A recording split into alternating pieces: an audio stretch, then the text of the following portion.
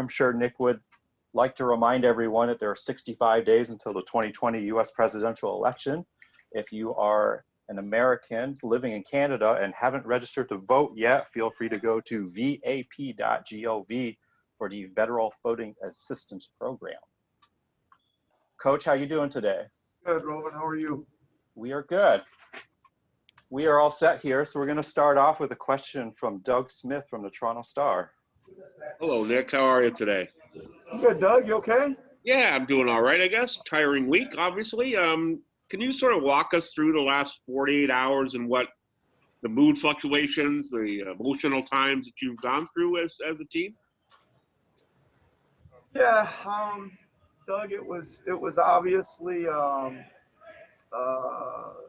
different scene, for sure, right? The games not being played, the uncertainty of that, a big group meeting, waiting game, a lot of emotion, around the incident, a lot of emotion around the meetings and the talks, and then then you come back and decide that you're going to play, and kind of getting your head back around that, and then trying to figure out when that was going to be. Again, so there was, as you know, there was a lot of stuff happening. That was a lot of kind of hurry up and wait, and sitting around and evaluating your thoughts and emotions and stuff too. So it's about as best as I can describe it. That's probably how you figured it was, and that's how it was. How has it been to try to get your head around basketball again, given the significance of everything else? It's been a little bit, Doug. I mean, it felt again like another restart almost. It's like you haven't played a game for a while, and now you haven't practiced for a while, and you go back and you're just working on passing and catching the ball and dribbling a little bit, and just kind of getting the cobwebs out. And I think it took a while, to be honest with you. It took almost, I'd say, half or three-fourths of a practice before it kind of felt like we kind of were moving okay, and we're zeroed in on basketball a little bit. But all understandable stuff, right? But that's just kind of what was going on. Hey, Nick. Thanks for taking the time this morning. How many individual conversations have you had with your players in the last few days since we last talked to you? And is there any individual concern about returning to play from any of your guys? Really good question, Eric. I'd say several conversations.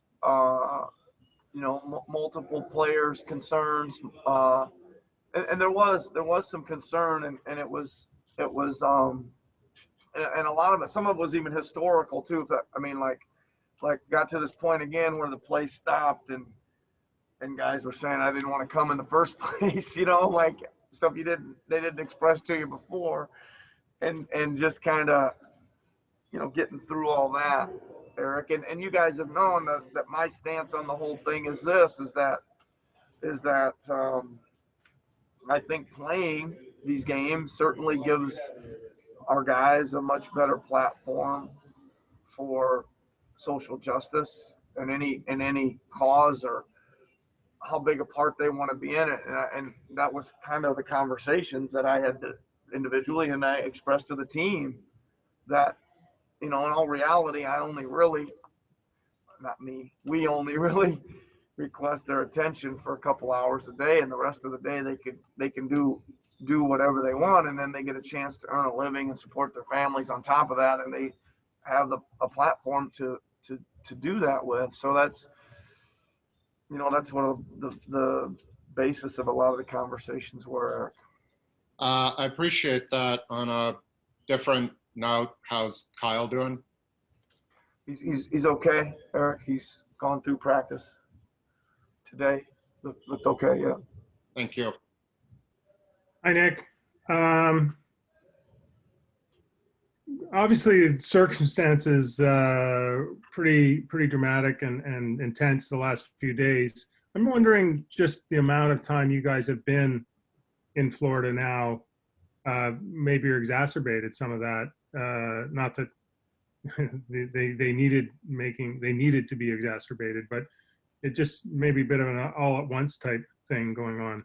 Yeah, I mean, I don't think that has that much to do with it. I think, Michael, I've been hearing around the bubble that bubble life is becoming a thing. That peeps, there's a lot of teams that are feeling it or whatever. I don't really sense that from our guys, which is great. I mean, I'm being completely honest with you. I think our guys are very, very good. I mean, listen, it was rough, but as far as in general, I think everybody went through that for 3 or 4 days, but I think in general, we still have a really good attitude about being here and the mission we're trying to accomplish. Appreciate that, Nick. Thank you. Yep. Have a good one, Michael. You too. Hey, Coach. Thanks for doing this as always. I was just wondering, like, within like the 3 kind of initiatives in the plan for this like second restart, one of them is using team facilities potentially used as a voter as an area for people to vote. Obviously, the Raptors are in Canada, so I was just wondering, like, if you had any discussions to make that happen for the U.S. On your side here. Well, we're certainly in a different situation, Stephen, and we're really trying hard to, as Rovin mentioned at the start of this press conference, is that we're trying hard to target the U.S. citizens living in Canada. We think there's 650,000 plus. We know that only 30-some thousand of them, around 5%, voted in the last election. We know that the VAP.gov folks are really happy that we're helping. They're getting a lot of action. They're excited to have us helping. We're trying to do that. I mean, that's a ridiculous number. 30-some thousand out of 650,000 plus is mind-boggling, right? So we're trying to help with that. I don't see any as far as our arena and stuff. There's just not any. It doesn't really fall into the plans, right? However, it doesn't stop me from trying to get some of the, at least one of the former arenas I was a D-League coach in Iowa, where I'm from, opened and making that call, and some of our players maybe trying to do the same in their local areas too. So we're working on it. Thanks a lot, Coach. Yeah, good question. Thanks, Steve. Hey, Nick. Thanks for doing this and making the time. So much of this stoppage has been about how everyone can do more. I'm just wondering what that thought process has been like for you individually. Obviously, getting voters out has been something that's been a big passion of yours, but what have the last few days been like in terms of your self-reflection and thinking in terms of how you can do more? Well, I think, Vivek, it's a good question. And, there's a lot of things. I mean, I feel even from the start, really, of even before this, Vivek, like I see one of my primary roles is to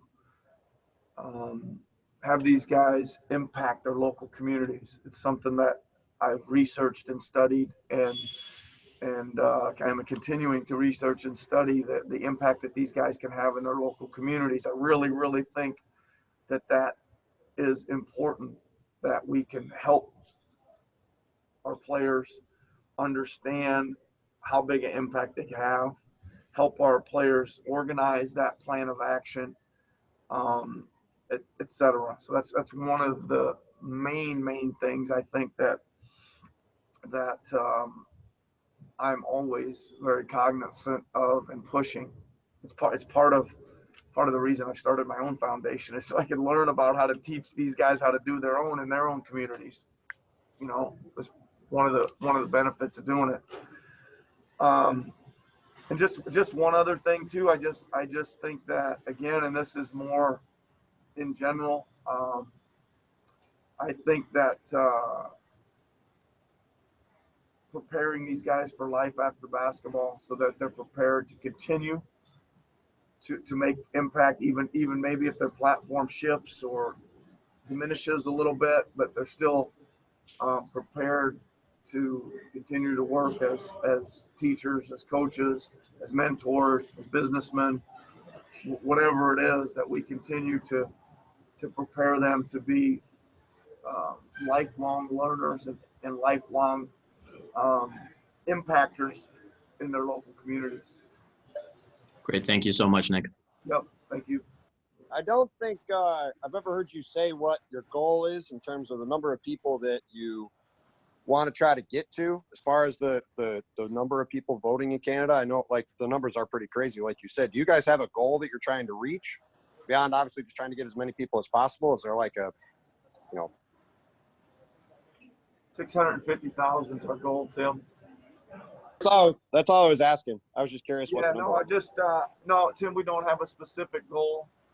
I mean, I think that we're just trying to get as many as possible, and hopefully, hopefully, Tim, at the end of this, you're going to see a big rise in it, that this really impacted people. We still got a lot of work to do, and we are doing it. I know we're airing the second of our third PSAs on the television stations during the games tomorrow up in Canada. So, we have had, got some traction, and we're getting some platform, and we're getting some airtime, and I think we're like a lot of people, we're getting a message out there in this voting. Thank you. You talked about how you can help players be effective in their role. I'm wondering, when you talk about being an ally on your platform as a coach, obviously representation is still an issue at the NBA when it comes to Black coaches. I'm wondering if you've reflected on ways that you can show up as an ally in that regard.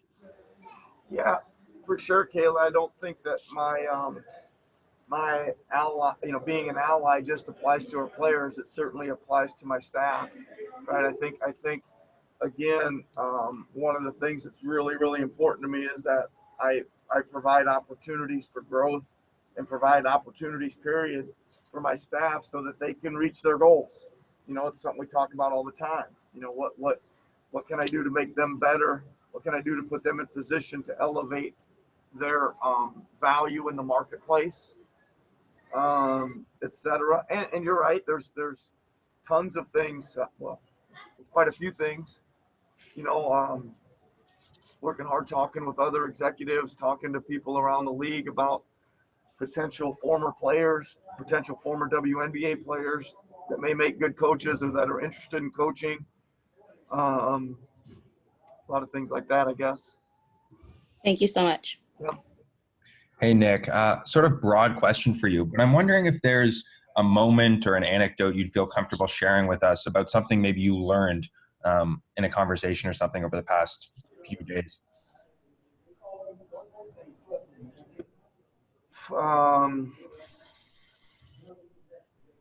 Well, I've been in quite a few meetings, Aaron, and I've learned a lot, to be honest with you. I don't really know if I have a story I want to share. I mean, the main one is, again, I continue to get personal stories from our players about incidences they've been through themselves with law enforcement officers, which are personal and disheartening and disappointing.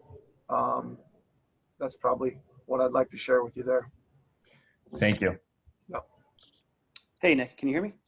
Yes. Thanks, Chris. How are you? Good. How are you doing? Good. Good.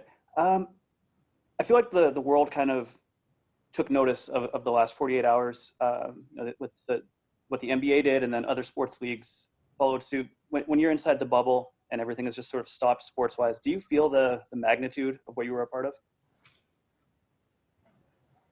I mean, I think so on some level. It's not, I think, Chris, it's not unlike, we are, I mean, they keep using this term bubble, but even when we're not here and we're playing in normal, we're still in somewhat of, a bubble. You kind of got to create a little bit of that to focus. You're not, I mean, I'm not anyway. I'm not on social media listening to what's happening and things like that. So I don't think you're aware, but I don't think you're totally aware of the impact that it's having all over the place. I thought it was awesome that the other sports joined in. I really do. I think it was a great show of I don't know, class and support and whatever, especially MLB and WNBA and NHL. I thought it was great. So I'm not sure. I think it's one of those things that's probably going to take a little bit of time to sink in, and looking back on it, see what magnitude it was coming at when you're kind of in the middle on the ground of it.